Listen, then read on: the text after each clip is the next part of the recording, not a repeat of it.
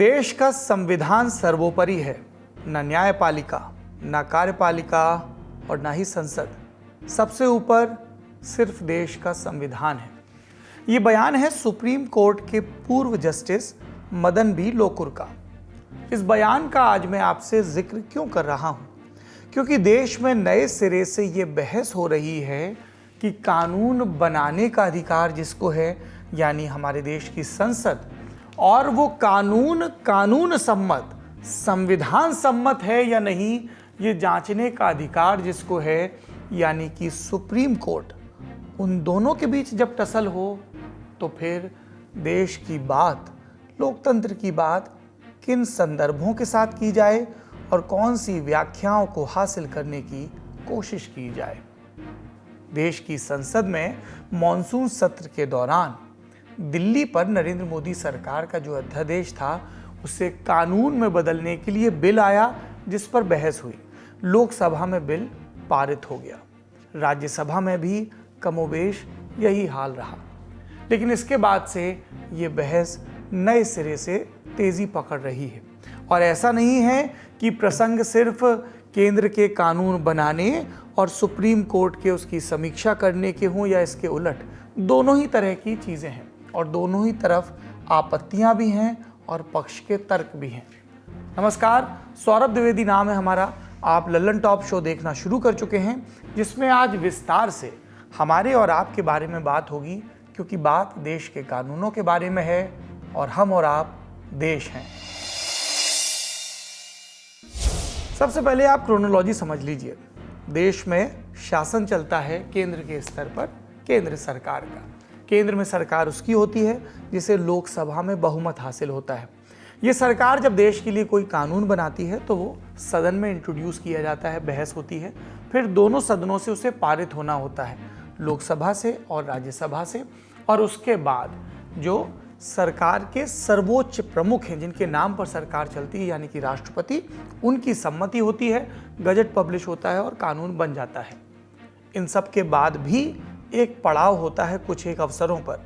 वो ये होता है कि ये जो कानून बना है ये संविधान के मूलभूत ढांचे के अनुरूप है या नहीं। और देश में कानून की व्याख्या करने का अधिकार है सर्वोच्च न्यायालय को। तो कई बार कानून निर्माण की ये प्रक्रिया सर्वोच्च न्यायालय की देहरी तक भी पहुंचती है। सुप्रीम कोर्ट का फैसला आता है और तब अगर केंद्र को लगता है कि ये फैसला उनके अनुकूल नहीं है तो वो नए सिरे से कानून बनाते हैं। सोशल साइंस की क्लासों में हमने जो पढ़ा है, system of checks and balances, वो इन्हीं सब के इर्द गिर्द घूमता है। पर ये बातें सिद्धांत की हैं। उदाहरण क्या सामने आते हैं कि कोई अंतिम सत्य नहीं है और विधायिका, कार्यपालिका और न्यायपालिका चेक्स एंड बैलेंसेस की परिभाषा को लगातार चुनौती देते हैं, नए सिरे से बदलते हैं, नए सिरे से गढ़ते भी हैं। 2023 के मॉनसून सत्र का हमने आपको उदाहरण दिया, जिसमें दिल्ली में अधिकारियों की पोस्टिंग और नियुक्ति पर सुप्रीम कोर्ट ने सूबे की सरकार के, यानी अरविंद केजरीवाल सरकार के हित में फैसला दिया था। और तब उसे पलटने के लिए नरेंद्र मोदी सरकार बिल लेकर आई थी, जो लोकसभा से पारित हुआ, राज्यसभा में पेश हुआ और इसके कानून बनते ही, यानी राष्ट्रपति की सम्मति होते ही, ये सुप्रीम कोर्ट का जो फैसला है वो निष्प्रभावी हो जाएगा। फिर से चेक्स और बैलेंसेस के परिष्कार की बात हो गई। पर ये इकलौता मौका नहीं है। तो फिर समझने के लिए इतिहास में दाखिल होते हैं। और इतिहास कहाँ से शुरू करते हैं? चूँकि बात नरेंद्र मोदी सरकार की हो रही है तो 2014 से शुरू करते हैं, ताकि एक संदर्भ मिल सके। नरेंद्र मोदी सरकार बनाम सुप्रीम कोर्ट है या नरेंद्र मोदी सरकार और सुप्रीम कोर्ट है, या इससे इतर भी कोई बात है। हमारे आज के शो में जो पहला जिक्र है वो है SC/ST एक्ट का। 2018 में इस पर सुप्रीम कोर्ट का एक महत्वपूर्ण फैसला आया था। काशीनाथ महाजन केस में सुप्रीम कोर्ट ने ये फैसला सुनाया था और जिसमें SC/ST एक्ट में कुछ संशोधन सुझाए गए थे।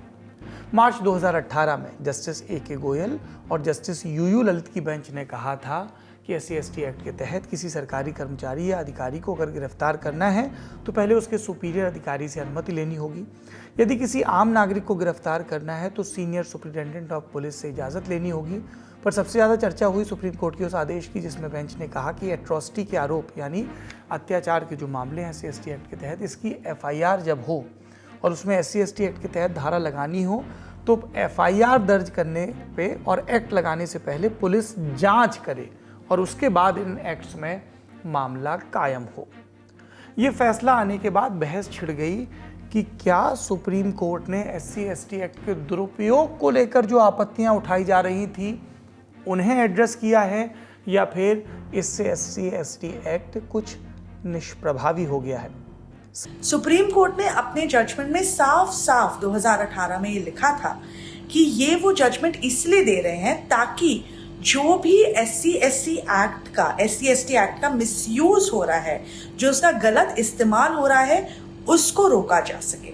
सुप्रीम कोर्ट ने ये भी बोला था कि SC/STs को ऑलरेडी प्रोटेक्शन मिलती है कॉन्स्टिट्यूशन के अंडर एज बैकवर्ड क्लासेस, तो ऐसा जरूरी है कि एडिशनल लीगल सेफगार्ड्स लॉ के अंदर डाले जाए, ये इंश्योर करने के लिए कि कोई भी इस लॉ का मिसयूज ना कर सके और एक सेंस ऑफ इक्वालिटी सबके बीच में रहनी चाहिए। तो सुप्रीम कोर्ट ने इन मेन कारणों को मद्देनजर रखते हुए अपना 2018 का फैसला दिया था, जो बाद में जाके 2020 में सुप्रीम कोर्ट ने फिर बदल दिया था और उन्होंने जो अमेंडमेंट सरकार लाई थी उसको अपहोल्ड कर दिया था। सबकी अलग अलग दलीलें थी, पर लोकतंत्र में सबसे बड़ी दलील होती है लोगों की और उनके एक प्रेशर ग्रुप के तौर पर सामने आने की। इन दलीलों के बीच विरोध प्रदर्शन हुए। इन विरोध प्रदर्शनों को दलित हितों के लिए लड़ने वाले अलग अलग समूह नेतृत्व दे रहे थे। कुछ ही महीनों में देश में लोकसभा के चुनाव भी होने थे। खुद नरेंद्र मोदी मंत्रिपरिषद का हिस्सा रहे कई नेता इस पर अपनी आपत्ति दर्ज करा रहे थे सुप्रीम कोर्ट के फैसले पर। ये उदाहरण दिए जा रहे थे कि SC/ST एक्ट बनने के बावजूद आज भी देश में दलितों और आदिवासियों के साथ किस तरह से अत्याचार होता है, भेदभाव होता है। तो बहस हुई, बवाल हुआ, हिंसा भी हुई और इन सब के बीच नरेंद्र मोदी सरकार ने तय किया कि कोर्ट के फैसले को पलटा जाए और अगस्त 2018 में ही केंद्र सरकार ने इस एक्ट में संशोधन कर दिया। संशोधित कानून में कहा गया कि जांच अधिकारी को किसी आरोपी की गिरफ्तारी के लिए किसी सुपीरियर की मंजूरी की ज़रूरत नहीं होगी। पास हुए विधेयक में यह भी प्रावधान कि एक्ट के तहत आरोपी व्यक्ति के खिलाफ FIR दर्ज करने के लिए शुरुआती जांच की ज़रूरत नहीं होगी। यानी सुप्रीम कोर्ट का पूरा फैसला पलट दिया गया। फिर मामला सुप्रीम कोर्ट पहुंचा कि केंद्र सरकार ने ये जो फैसला लिया है क्या ये कानून सम्मत है, और इस दफ़ा सर्वोच्च अदालत ने सरकार के कानून की वैधता को दुरुस्त पाया। दूसरा प्रकरण सुप्रीम कोर्ट बनाम केंद्र सरकार ट्राइब्यूनल रिफॉर्म्स एक्ट से जुड़ा हुआ। ये 2017 का एक्ट है। इसमें केंद्र सरकार एक फाइनेंस बिल लेकर आई और इसके तहत ट्रिब्यूनल सिस्टम का पुनर्गठन किया गया। ट्रिब्यूनल की संख्या 26 से घटाकर 19 कर दी गई और सरकार को हक मिल गया कि ट्रिब्यूनल के चेयरपर्सन, मेंबर और नियुक्तियां, कार्यकाल, सैलरी, भत्ते सब सरकार तय करेगी। अब ये ट्रिब्यूनल क्या होते हैं? आप विशेष अदालत की तरह इन्हें समझ सकते हैं, जो किसी खास क्षेत्र पर फोकस रखते हैं, फैसला देते हैं। मिसाल के लिए राष्ट्रीय हरित प्राधिकरण, जिसको पॉपुलर जबान में NGT कहा जाता है, नेशनल ग्रीन ट्राइब्यूनल, ये पर्यावरण से जुड़े मुद्दों का निपटान करती है। इसी तरह आर्म फोर्स ट्रिब्यूनल सेना से जुड़े मामलों को सुनती है। सरकार का 2017 वाला कानून से ये हक दे रहा था कि वो ये खुद तय करे कि किसी भी ट्रिब्यूनल में कौन बैठेगा। जाहिर है ये असहज करने वाली स्थिति थी, क्योंकि सामान्य अदालतों की तरह ट्रिब्यूनल में चलने वाले तमाम मामलों में एक बड़ा पक्षकार सरकार खुद है। तो मामला पहुंचा सुप्रीम कोर्ट और 2019 में सुप्रीम कोर्ट ने इस कानून पर चाबुक चलाया। कोर्ट ने कहा कि ये कानून न्यायिक स्वायत्तता यानी जुडिशियल इंडिपेंडेंस के खिलाफ है। कोर्ट ने कहा कि एक्ट से ट्रिब्यूनल, उनके सदस्य और सिलेक्शन कमेटी के अधिकार सरकार ने ले लिए, जो कि गलत है। कोर्ट ने सरकार को आदेश दिया कि इस कानून को रीफॉर्मुलेट किया जाए, यानी कानून नए ढंग से बनाया जाए। इसके बाद सरकार जुलाई 2021 में एक अध्यादेश लेकर आई। इसमें सुप्रीम कोर्ट के फैसले को पलट दिया गया, पर यह अध्यादेश भी सुप्रीम कोर्ट पहुंचा। Madras bar association versus union of India के मामले में सुप्रीम कोर्ट की बेंच ने सरकार के अध्यादेश को खारिज कर दिया। कोर्ट के फैसले में 2-1 का विभाजन रहा और आदेश में कहा गया कि अध्यादेश न्यायपालिका की स्वतंत्रता के खिलाफ है। फैसला आया और कुछ दिन बाद सरकार संसद में बिल लेकर आई, कानून बनाकर पारित हो गया। मामला फिर सुप्रीम कोर्ट पहुंचा और अभी कोर्ट में अटका है। हालांकि कानून पर रोक नहीं लगी है। ये दूसरा मामला जहां केंद्र सरकार बनाम सुप्रीम कोर्ट हुआ व्याख्याओं के संदर्भ में। तीसरा, एनिमी प्रॉपर्टी एक्ट। जब दो देशों में युद्ध होता है तब अक्सर दुश्मन देश की संपत्तियों को जब्त करने की जुगत की जाती है। ये पहले और दूसरे विश्व युद्ध के दौरान भी हुआ और बाद के वर्षों में भी। इस संपत्ति को विदेशी संपत्ति या एनिमी प्रॉपर्टी कहते हैं। पाकिस्तान और चीन के साथ जंग में भी भारत ने उनकी संपत्ति जब्त कर ली थी। इसे लेकर संसद में 2016 में एनिमी प्रॉपर्टी संशोधन और वैलिडेशन बिल पास किया गया। लेकिन इस बार भी बिल से पहले का खेल समझना पड़ेगा, 16 के पहले का। इंडियन एक्सप्रेस की अनविति चतुर्वेदी और चक्षु रॉय की रिपोर्ट के मुताबिक 2017 तक 12,000 से ज़्यादा शत्रु संपत्तियों की पहचान की गई थी। ज़्यादातर पाकिस्तानी नागरिकों की संपत्तियां थी, 125 के करीब चीनी नागरिकों की भी थी। 2017 में इनकी कुल कीमत 1 लाख करोड़ रुपए से ज़्यादा थी। आज के बाजार भाव के हिसाब से ये रकम और भी ज़्यादा हो गई। इसे लेकर जो हमारे पास कानून था वो 1968 का शत्रु संपत्ति अधिनियम था। उसने शत्रु नागरिकों को उनकी संपत्तियों पर कुछ अधिकार दिए थे, पर उनके अधिकार कितने होंगे और कस्टोडियन के पास क्या ताकतें होंगी, इसे लेकर अस्पष्टता थी। यहाँ कस्टोडियन का संदर्भ उस देश से है जिसने संपत्तियां कब्जाएं, तो कानून में अस्पष्टता की वजह से विवाद अदालत तक जाता था। 2005 में सुप्रीम कोर्ट ने इनमें से कुछ विवादों को सुलझा भी दिया। फैसला सुनाया कि कस्टोडियन केवल ट्रस्टी के रूप में एनिमी प्रॉपर्टी का प्रशासन कर सकता है और मालिक दुश्मन देश का नागरिक ही रहेगा। इसलिए अगर उसकी मृत्यु होती है तो संपत्ति उसके कानूनी उत्तराधिकारी को मिलेगी। इसके बाद सबसे पहले 2010 में उस समय की मनमोहन सिंह सरकार ने कस्टोडियन के अधिकार का विस्तार करने के लिए एक अध्यादेश जारी किया था। सरकार की मांग थी अगर शत्रु की मृत्यु हो जाए या उसकी राष्ट्रीयता बदल जाए तब भी संपत्ति को स्थायी रूप से कस्टोडियन को सौंप दिया जाना चाहिए। यह अध्यादेश था तो लैप्स हो गया, बिल नहीं बन पाया, कानून नहीं बना। नरेंद्र मोदी सरकार भी कांग्रेस सरकार के रास्ते पर चली, पर एक कदम आगे। कांग्रेस एक अध्यादेश लाई थी, भाजपा एक के बाद एक लैप्स होने के बाद दूसरे ले आई और कुल 5, ताकि मालिकाना हक कस्टोडियन को मिले। 5 में 4 लैप हुए और 5वें के बाद बन गया कानून। 2005 के सुप्रीम कोर्ट के फैसले को प्रभावी ढंग से खारिज करते हुए केंद्र सरकार सारी शत्रु संपत्तियों की मालिक बन गई। 2016 का ये प्रसंग। इसके बाद आता है चौथा, NJAC एक्ट। ये महत्वपूर्ण है। देखिए, अभी सुप्रीम कोर्ट की दलील क्या थी ट्राइब्यूनल के मामले में कि सरकार खुद पक्षकार है, खुद पार्टी है, तो वो कैसे तय कर सकती है पंच परमेश्वर। अब NJAC एक्ट में यही दलील लागू की सरकार ने सुप्रीम कोर्ट के ऊपर। अब तक के 3 मौके आपने सुने जब सरकार ने सुप्रीम कोर्ट के फैसलों को निष्क्रिय किया। अब ये उलट केस है। NJAC एक्ट, न्यायपालिका और विधायिका में जो घर्षण है, ये मामला सीधे तौर पर भी इसी से जुड़ा है। NJAC का मतलब national judicial appointments commission, Hindi में राष्ट्रीय न्यायिक नियुक्ति आयोग, एक संवैधानिक संस्था जिसे जजों की नियुक्ति करने वाले कॉलेजियम सिस्टम के विकल्प के तौर पर प्रस्तावित किया गया था। 2014 में संविधान के 99वें संशोधन अधिनियम के तहत NJAC की स्थापना की गई और सरकार ने संसद में इस एक्ट को पारित किया। प्रस्तावित NJAC का स्ट्रक्चर क्या था?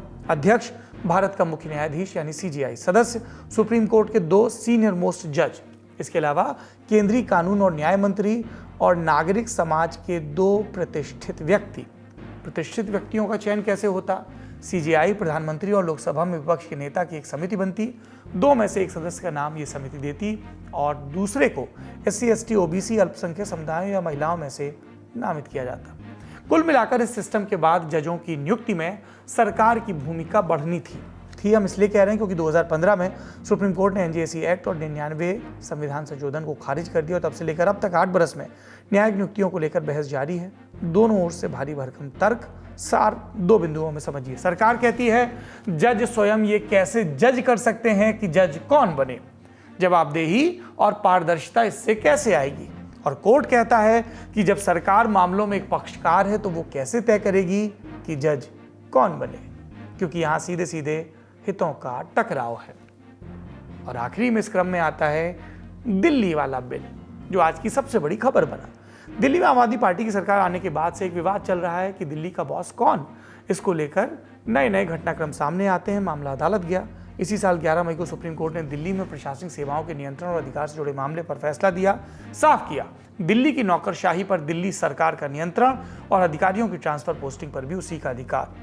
ये भी साफ किया सुप्रीम कोर्ट ने तब कि पुलिस, जमीन और पब्लिक ऑर्डर को छोड़कर बाकी सभी दूसरे मसलों पर उपराज्यपाल को दिल्ली सरकार की सलाह माननी होगी।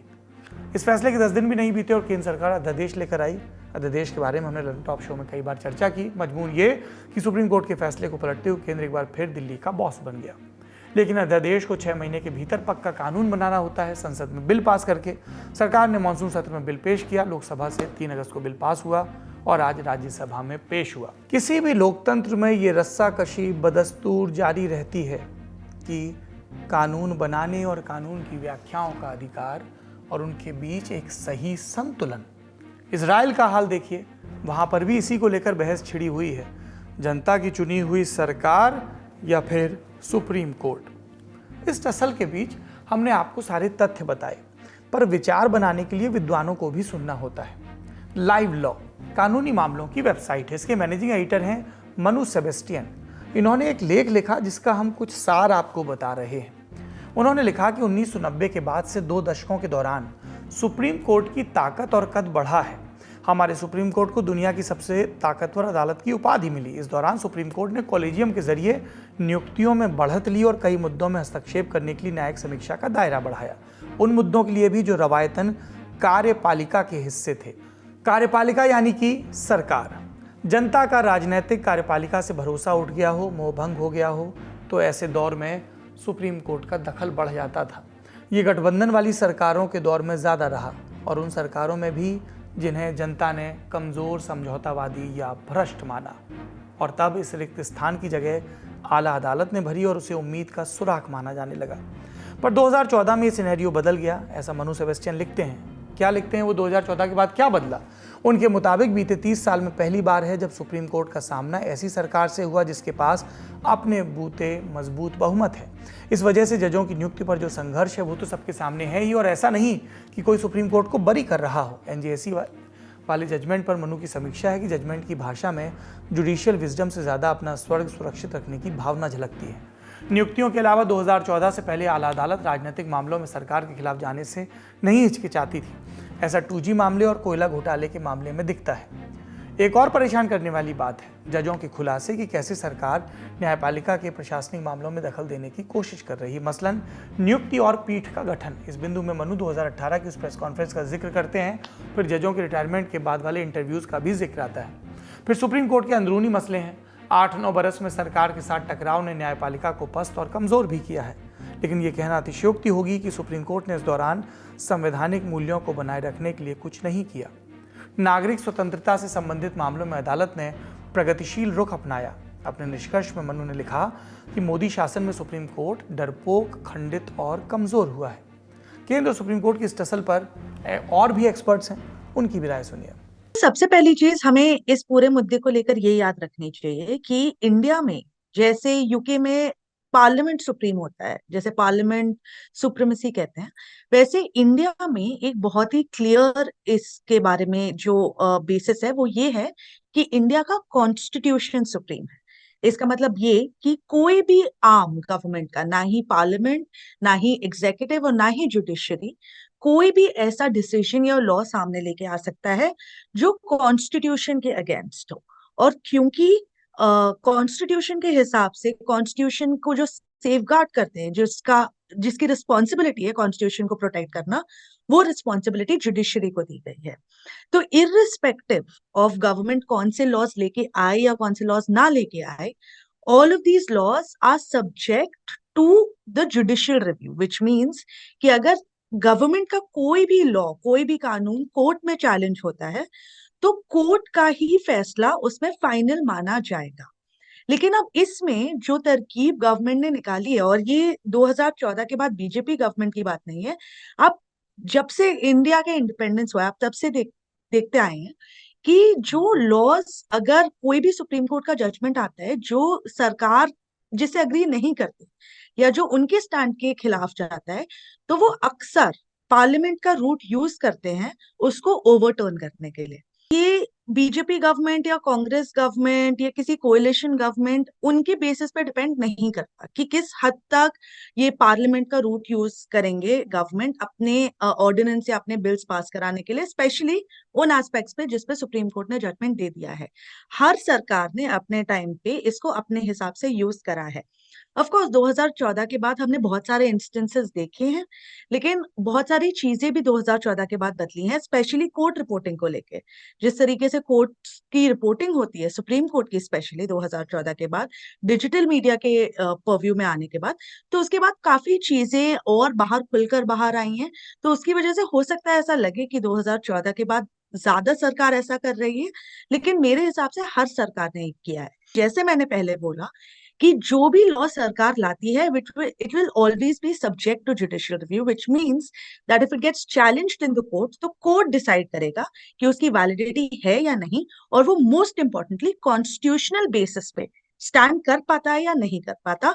सेम मुद्दा दिल्ली ऑर्डिनेंस के केस को लेकर अभी सुप्रीम कोर्ट में चल रहा है, जहां उसकी वैलिडिटी चैलेंज हुई है, और सुप्रीम कोर्ट अपने प्रीवियस जजमेंट्स के बेसिस पे डिसाइड करेगा कि क्या ये लॉ वैलिड हो सकता है या नहीं हो सकता। जब से आज़ादी मिली उसके बाद से हर एक सरकार ने ये किया है कि अगर सुप्रीम कोर्ट का कोई फैसला आता है जो सरकार को पसंद नहीं है तो वो कानून या तो संविधान को ऐसे बदलती है कि उस फैसले का जो वो जो तथ्य है, अंडरलाइंग बेसिस है, उसको हटाने के लिए। तो ये तो 1950 से हर सरकार ने किया है, बहुत बार किया है। नेहरू के टाइम पे लैंड एक्विजिशन को लेकर सुप्रीम कोर्ट ने काफी फैसले दिए। उसके बाद संविधान को बदल दिया गया। टैक्स को लेकर काफी बार फैसला आता है तो फिर टैक्स कानून को बदलकर उसको रेट्रोस्पेक्टिव कर देते हैं ताकि पहले से ही वही कानून रहे।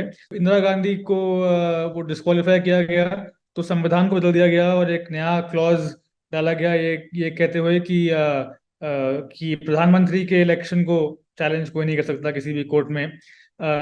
फिर हर एक प्रधानमंत्री के टाइम पे टैक्स पे कुछ फैसला आया तो कानून बदल दिया कि वो टैक्स जैसे कि अब 2012 में देखें एक फैसला आया सुप्रीम कोर्ट का, तो वो टैक्स को लेकर तो वो वोडाफोन वाले केस में तो फिर यूपीए सरकार ने कानून बदल दिया टैक्स का और उसको रेट्रोस्पेक्टिवली अप्लाई किया। तो ये कुछ ऐसे उदाहरण है हर एक सरकार ने किया है। अभी इस सरकार ने वो जो ईडी का जब आया, लेकिन उससे पहले भी जब सुप्रीम कोर्ट ने पहले कहा कि ईडी का टेन्योर खत्म हुआ है तो अब फिर कानून बदल दिया और एक्सटेंशन दिया, जो आप जानते हैं।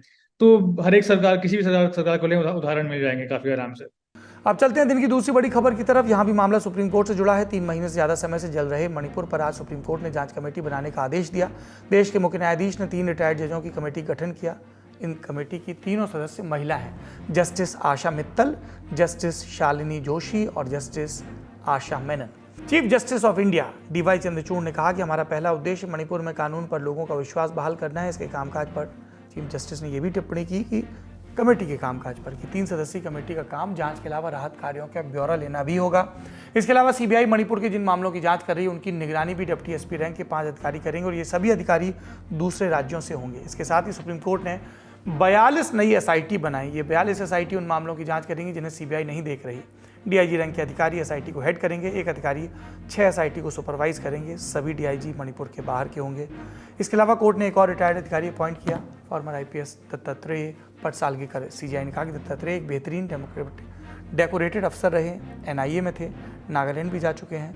वो सभी एसआईटी की स्क्रूटनी करेंगे, यानी सुपरवाइज करेंगे और देखेंगे जांच ठीक से हो रही है या नहीं। ये था आज का ललन टॉप शो। अपना और अपनों का ख्याल रखिए। शुभ रात्रि।